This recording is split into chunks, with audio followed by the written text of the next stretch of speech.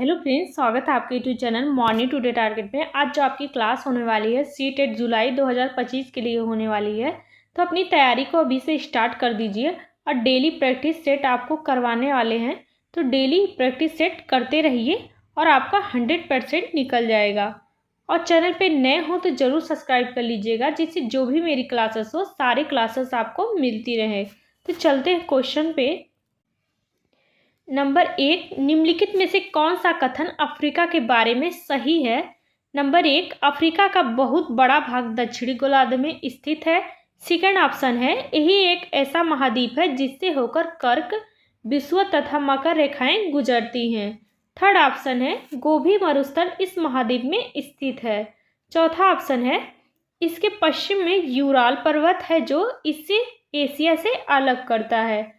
तो अफ्रीका के बारे में कौन सा कथन सही है? तो इसका राइट आंसर यहाँ पे हो जाएगा सेकेंड ऑप्शन, यही एक ऐसा महाद्वीप है जिससे होकर कर्क, विषुवत तथा मकर रेखाएं गुजरती हैं। तो इसका राइट आंसर यहाँ पे सेकेंड ऑप्शन सही हो जाएगा।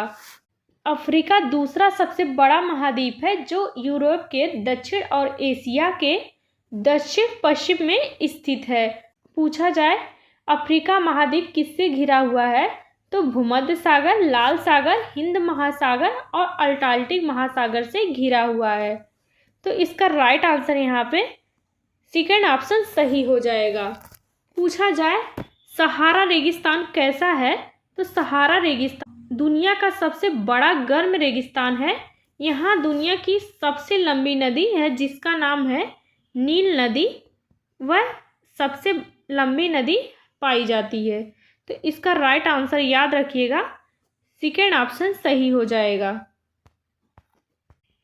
नेक्स्ट क्वेश्चन है, भारत के किस क्षेत्र को छोटा तिब्बत कहा जाता है? तो लद्दाख, अरुणाचल प्रदेश, सिक्किम, हिमाचल प्रदेश। तो भारत के किस क्षेत्र को छोटा तिब्बत कहा जाता है? वह है लद्दाख को कहा जाता है। इसका राइट आंसर यहाँ पे फर्स्ट ऑप्शन सही हो जाएगा।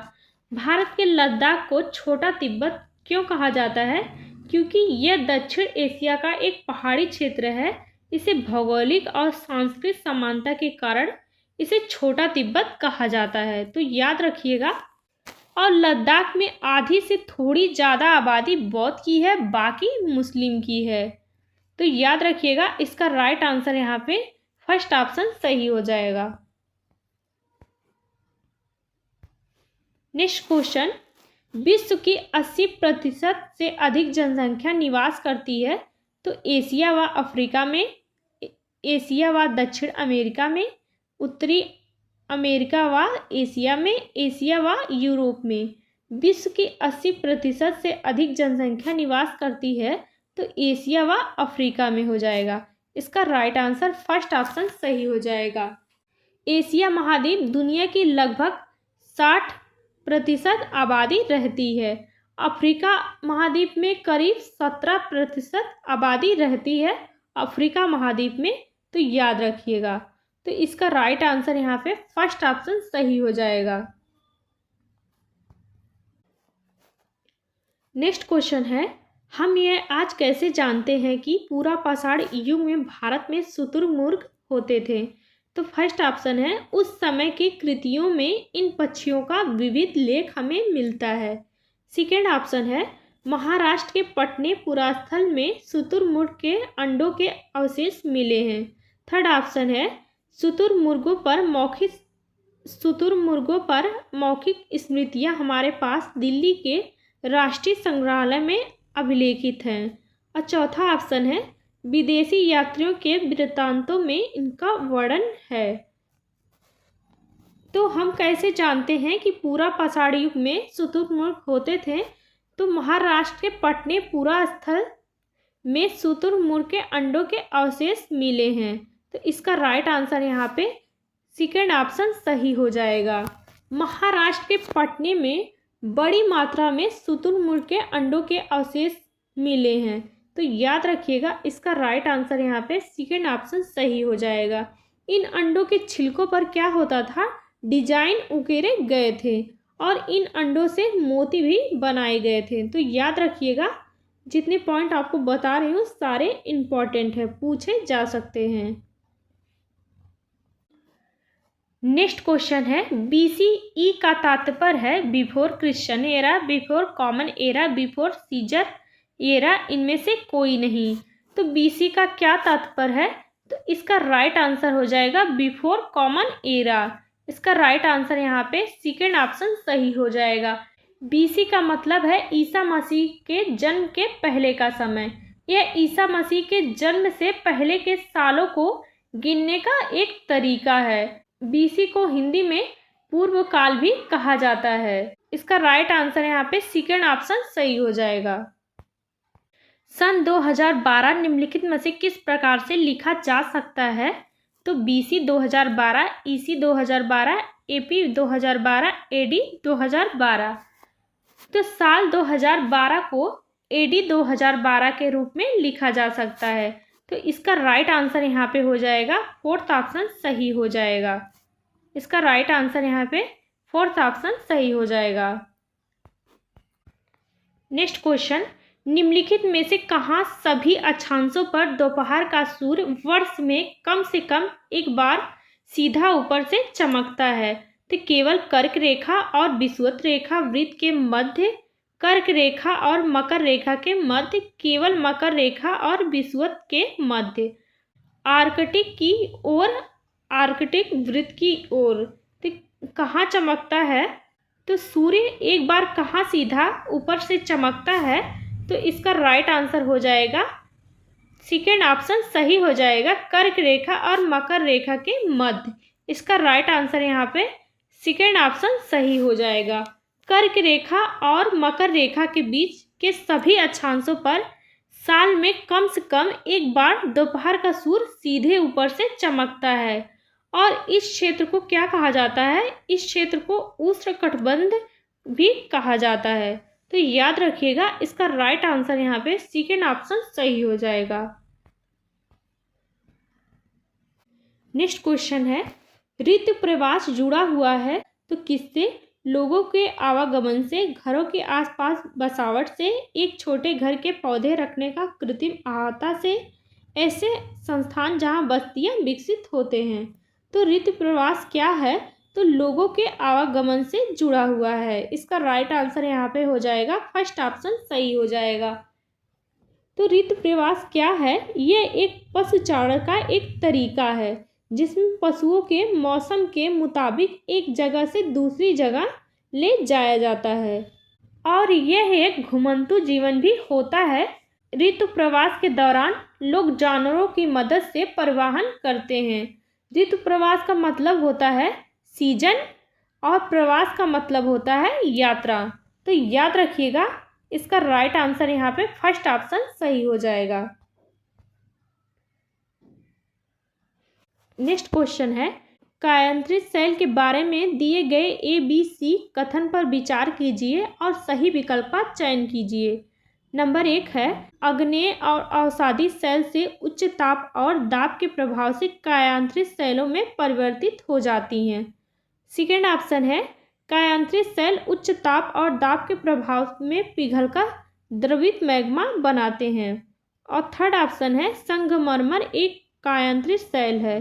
तो याद रखिएगा, इसका राइट आंसर यहाँ पे हो जाएगा, तीनों सही हो जाएगा, ABC तीनों सही हो जाएगा। सेल 3 प्रकार की होती हैं जिसमें अग्नेय सेल, अवसादी सेल और कायांतरित सेल शामिल हैं। अग्नेय सेल कैसे बनता है? यह तब बनता है जब मैग्मा सतह पर ठंडा हो जाता है तो यह अग्नेय सेल बन जाता है।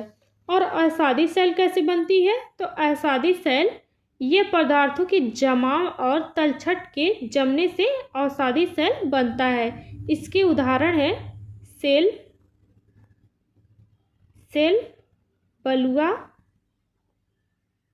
बलुआ और पत्थर, इसके उदाहरण है। तो याद रखिएगा, इसका राइट आंसर यहाँ पे हो जाएगा, थर्ड ऑप्शन सही हो जाएगा। नेक्स्ट क्वेश्चन, भारत में आरंभिक मानव पर समझ के लिए निम्नलिखित में से किसे एक प्राथमिक स्रोत माना जा सकता है? तो गिरनार का शैल अभिलेख, मध्य प्रदेश की शैल चित्रकला, पाद शाहनामा चित्रकला, कांगड़ा की शैली की चित्रकला। तो भारत में आरंभिक मानव पर समझ के लिए किसे प्राथमिक स्रोत के रूप में माना जा सकता है, वह है मध्य प्रदेश की शैल चित्रकला के। तो इसका राइट आंसर यहाँ पे सेकंड ऑप्शन सही हो जाएगा। भारत में प्रारंभिक मानवों के बारे में जानकारी पाने के लिए मध्य प्रदेश की चित्रकला प्राथमिक स्रोत के रूप में माना जाता है। प्राथमिक स्रोत किसे कहते हैं? प्राथमिक स्रोत क्या हैं? जैसे ऐतिहासिक कलाकृतियाँ, आधिकारिक रिकॉर्ड, प्रत्यक्षदर्शी रिपोर्ट और कच्चा डेटा भी प्राथमिक स्रोत के रूप में माना जाता है। तो इसका राइट आंसर यहाँ पे हो जाएगा सेकंड ऑप्शन सही हो जाएगा। नेक्स्ट क्वेश्चन है, निम्नलिखित में से कौन सा भारत के एक राज्य के राज्यपाल की नियुक्ति करते हैं? तो विधानसभा के सदस्य, संसद के सदस्य, केंद्र सरकार, अटॉर्नी जनरल। तो भारत के एक राज्य के राज्यपाल की नियुक्ति कौन करते हैं? तो केंद्र सरकार। इसका राइट आंसर यहाँ पे थर्ड ऑप्शन सही हो जाएगा। राज्य के राज्यपाल की नियुक्ति भारत के राष्ट्रपति द्वारा उनके अधिकार द्वारा नियुक्त किया जाता है। राज्यपाल का कार्यकाल कितने वर्ष होता है? तो 5 वर्ष होता है राज्यपाल का कार्यकाल। राज्यपाल की नियुक्ति कौन से अनुच्छेद द्वारा होती है? तो 155 अनुच्छेद के द्वारा राज्यपाल की नियुक्ति किया जाता है। तो याद रखिएगा, इसका राइट आंसर यहाँ पे थर्ड ऑप्शन सही हो जाएगा। नेक्स्ट क्वेश्चन है, जलवायु के संबंध में कथन ए और बी पर विचार कीजिए और सही विकल्प का चयन कीजिए। नंबर 1 है, जलवायु वायुमंडल में दिन प्रतिदिन होने वाला परिवर्तन है। और सेकंड है, किसी स्थान की जलवायु सिर्फ उसकी ऊंचाई तथा उसके उच्चावच पर निर्भर करती है। तो इसका राइट आंसर कौन सा हो जाएगा? तो पहला भी गलत हो जाएगा और दूसरा भी गलत हो जाएगा। जानिए कैसे। मौसम क्या है? मौसम जो है, मौसम थोड़े समय के लिए वातावरण की स्थिति है, जबकि जलवायु कई वर्षों की अवधि में किसी विशेष स्थान के लिए मौसम का क्रम है। एक जगह की जलवायु बदलने के सैकड़ों, हजारों और यहाँ तक लाखों वर्ष लगते हैं। तो एक गलत हो जाएगा पहला, कि जलवायु दिन प्रतिदिन होने वाला परिवर्तन नहीं है। और दूसरा है, किसी स्थान की जलवायु सिर्फ उसकी ऊंचाई तथा उच्चावच पर निर्भर नहीं करती है, बहुत सारे कारण हो सकते हैं। तो ए भी गलत हो जाएगा और पहला भी गलत हो जाएगा। तो इसका राइट आंसर हो जाएगा फोर्थ ऑप्शन, ए बी दोनों गलत हो जाएंगे। ए बी दोनों गलत हो जाएंगे। तो इसका राइट आंसर यहाँ पे फोर्थ ऑप्शन सही हो जाएगा। नेक्स्ट क्वेश्चन, भारत का शोध संस्थान मैत्री कहाँ अवस्थित है? ऑस्ट्रेलिया में, अंटार्कटिका में, यूरोप में, एशिया में। भारत का दूसरा अनुसंधान संस्थान मैत्री अंटार्कटिका में स्थित है। तो इसका राइट आंसर यहाँ पे हो जाएगा सेकंड ऑप्शन सही हो जाएगा। पूछा जाए भारत का पहला अनुसंधान केंद्र कहाँ अवस्थित है? तो वो भी अंटार्कटिका में स्थित है और दक्षिणी गंगोत्री में स्थित है। याद रखिएगा, इसका राइट आंसर यहाँ पे सेकंड ऑप्शन सही हो जाएगा। नेक्स्ट क्वेश्चन है, प्रदूषण रहित हवा का अधिकार भारत में किस मौलिक अधिकार के रूप में स्वीकारा गया है? तो समानता, जीवन, न्याय, आज़ादी। तो प्रदूषण रहित हवा अधिकार भारत में किस मौलिक अधिकार के रूप में स्वीकारा गया है? वह है जीवन के अधिकार में। इसका राइट आंसर यहाँ पे सेकेंड ऑप्शन सही हो जाएगा। प्रदूषण मुक्त हवा अधिकार अनुच्छेद 21 के तहत स्वीकारा गया है। अनुच्छेद 21 के तहत जीवन का मौलिक अधिकार में आता है। तो इसका राइट आंसर यहाँ पे सेकेंड ऑप्शन सही हो जाएगा। नेक्स्ट क्वेश्चन है, फ्रेंड जितने भी क्वेश्चन आपको करवा रही हूँ सारे इंपॉर्टेंट है और सारे प्रीवियस ईयर क्वेश्चन हैं, तो आप कहीं से भी उठाकर देख लीजिएगा और सारे इंपॉर्टेंट क्वेश्चन हैं जो पूछे गए हैं एग्जाम में। नेक्स्ट क्वेश्चन, ब्रिटिश काल से पहले बच्चों को पढ़ाया जाता था सरकारी संस्थानों में एक निश्चित फीस लेकर, साल भर फसल की कटाई के समय छोड़कर जब वे खेतों में काम करते थे। और चौथा ऑप्शन है वार्षिक परीक्षा के माध्यम से मूल्यांकन के लिए। ब्रिटिश काल से पहले बच्चों को पढ़ाया जाता था, वह इसका राइट आंसर हो जाएगा। थर्ड ऑप्शन साल भर की कटाई के समय छोड़कर जब वे खेतों में काम करते थे, तो इसका राइट आंसर यहाँ पे थर्ड ऑप्शन सही हो जाएगा। पूर्व ब्रिटिश सरकार में बच्चों को कटाई के समय जब वे खेतों में काम करते थे, उसके अलावा पूरे वर्ष उन्हें पढ़ाया जाता था। तो याद रखिएगा, इसका राइट आंसर यहाँ पे थर्ड ऑप्शन सही हो जाएगा। ऐसा क्यों करते थे? क्योंकि फसल के दौरान कक्षाएं बंद रहती थी। यह व्यवस्था इसलिए की गई थी ताकि किसान परिवारों के बच्चे भी अध्ययन कर सके और सीख सके। तो याद रखिएगा, इसका राइट आंसर यहाँ पे थर्ड ऑप्शन सही हो जाएगा। 2006 में नेपाल में सरकार का स्वरूप बदलकर क्या हो गया था? एक तंत्र, तानाशाही, लोकतंत्र, अल्पतंत्र। तो 2006 में नेपाल सरकार का स्वरूप बदलकर हो गया था लोकतंत्र। इसका राइट आंसर यहाँ पे थर्ड ऑप्शन सही हो जाएगा। साल 2006 में नेपाल की सरकार का राजतंत्र से बदलकर लोकतंत्र हो गया था।